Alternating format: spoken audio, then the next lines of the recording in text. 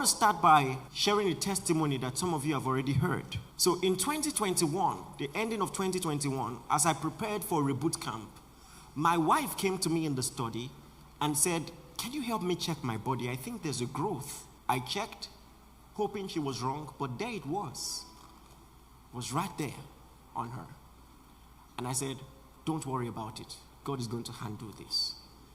And I went back to my study. But as I was trying to concentrate, I was just like, "God, what is this? How can this happen?" And I went on into reboot camp, first day, second day. Interestingly, that particular reboot camp, one of the most recurrent testimonies were growths disappearing. And I'm looking at God with one eye, like, I'm happy for others. I'm just like, and then I think on the final day, if I remember correctly, she came to the room and she said, "Before I tell you what I'm thinking, I think you should check." Check. I checked and it wasn't there. She said, "It's not there." So she called her dad, who's a trained medical doctor. He checked and it wasn't there. And she began to cry. "Lord, I've seen you do it for many others. I've heard many testimonies, but you did it for me. You did it for me." And some of you heard the testimony. Now, what I forgot to mention as I was telling this story was how that after we confirmed that she had the growth initially, we went for a checkup. Yeah, I mean, it was reboot camp period, but family first. Is that not what they say? So I went for a checkup with her, and the doctor didn't say much. He just wrote some things in the paper. It was a referral to a cancer hospital. You know, of course, some blogs try to make money off this story, and they say my wife had cancer. My wife never had cancer, okay?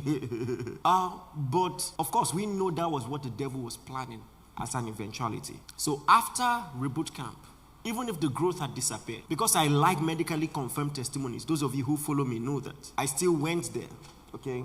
Went to the hospital out of curiosity to see what the doctor would say. And so he looked at the report, looked at the measurement, began to check my wife, and he checked, and nothing was there. All right? Please, if you're celebrating God, celebrate God.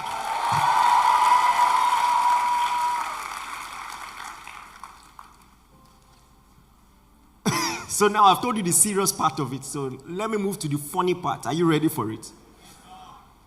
Now, I've been with my wife many times when doctors are working with her. I mean, she has had 3 biological births.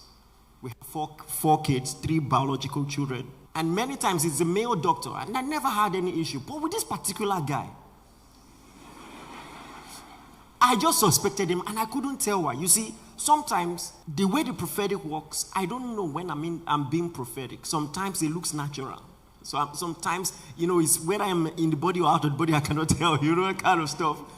So we made jokes about it as we're driving home. And I talk freely with my wife. I'm just like, you know what? I'm just going to say it. I don't trust that nigga. And my wife went to, "Come on." She was now teasing me that she could see from my face. I said, "There is something, sir." I said, "This is not the first time someone is examining you. I don't trust that guy." She just went to come of it. It wasn't up to 1 month after we saw in the news that he had been arrested. And according to the reports, apart from abusing so many domestic helps in the house who were minors, he will drug people who were under his administration, and when they were unconscious, he would do several things to them. He recorded himself doing it. And after going, so sad. And I told my wife, I talk. You have a prophet in this house. Sometimes you forget. I told you I didn't trust this nigga. He was just suspicious. I can't place my finger on it, but I was sure. But it got me thinking again. One of the brightest minds in this country is in jail for 90 years. Are you listening to me? Brightest. Finished with flying colors, home and abroad, in jail.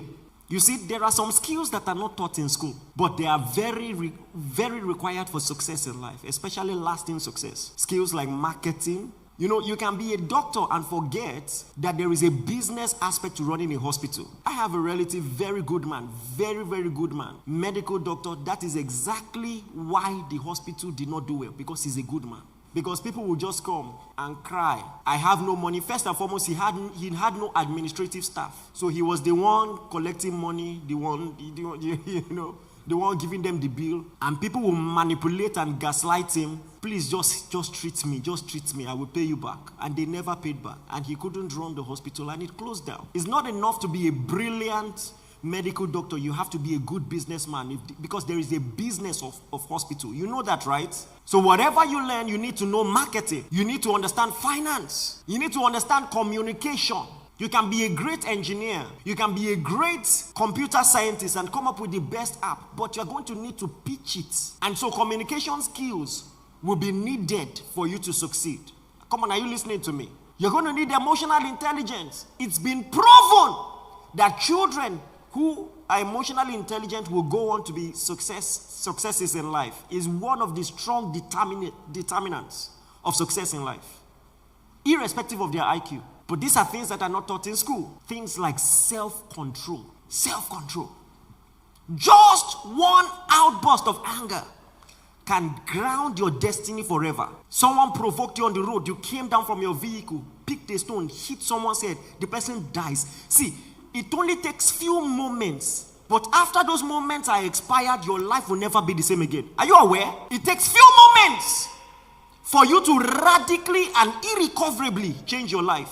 So you need self-control for things like anger, for things like food, and in this case, for things like sex. Again, one of the most brilliant minds is in jail. He's not coming out. Probably had all A's in WAEC, flying colors in the university, probably did some extra courses abroad. Now, think about it. If you're an investor in his business, in that hospital business, and you do your risk analysis, you do your SWOT analysis, you envisage from a business standpoint everything that could go wrong. See, very rarely does anyone factor in something like sexual habits. How would you have known that that is what will close down the business? Come on, are you getting what I'm saying?